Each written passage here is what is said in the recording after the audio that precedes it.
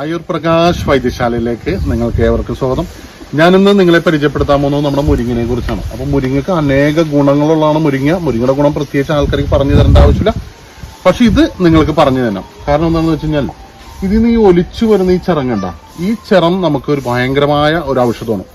നമുക്ക് shoulder pain ഉണ്ടാവുമ്പോൾ ഇപ്പോൾ കണ്ടില്ലേ, മുരിങ്ങയുടെ ചിറം, പുളിയില, കൂവളത്തോട്, കടുക്കത്തോട്, ചെന്നിനായകം, ഇതെല്ലാം തന്നെ നിങ്ങൾ അരച്ച് പേസ്റ്റ് രൂപത്തിലാക്കി എടുത്തതിന് ശേഷം നിങ്ങൾ എന്താ ചെയ്യേണ്ടത്, ഒരു കോഴിമുട്ടയുടെ വെള്ളം ചേർത്തിട്ട് നിങ്ങൾക്ക് പുറത്തിടാൻ സാധിക്കും. അതായത് ഈ വേദനയുള്ള ഭാഗത്ത് തേച്ചിടണമെങ്കിൽ നിങ്ങൾക്ക് വളരെ റിസൾട്ട് ആയിരിക്കും. അതുപോലെ തന്നെ പെട്ടെന്നുണ്ടാവുന്ന ഷുഗർ, അതായത് ഈ ഷുഗർ കുറയാനും ഇതിന്റെ ചിറം വെള്ളം തിളപ്പിച്ച് കുടിച്ചാൽ മാറും.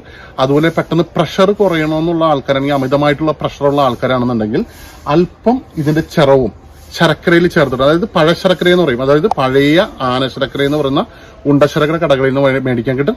അതിൽ ചാലിച്ച് അതിരാവിലെ നിങ്ങൾക്ക് അല്പം കഴിക്കുകയാണെന്നുണ്ടെങ്കിൽ പ്രഷർ നോർമൽ സ്റ്റേജിലേക്ക് എത്താൻ സാധിക്കും.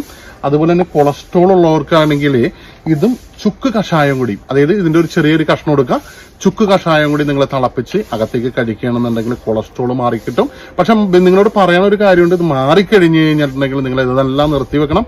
കാരണം എന്താണെന്ന് വെച്ച് കഴിഞ്ഞാൽ ഇതിന്റെ ഇലകൾ നമ്മൾ ചീരക്കറിയായിട്ടൊക്കെ ഉപയോഗിക്കും. പക്ഷെ ഇതിന്റെ ചിറം അങ്ങനെയല്ല, ഇതിന്റെ സത്ത് കൂടിയതാണ്. ആ ഒരു സത്ത് എന്ന് പറയുന്നത് നമ്മളിപ്പോ ഒരു മെഡിസിൻ കഴിക്കണ പോലെ തന്നെ ആയിരിക്കണം.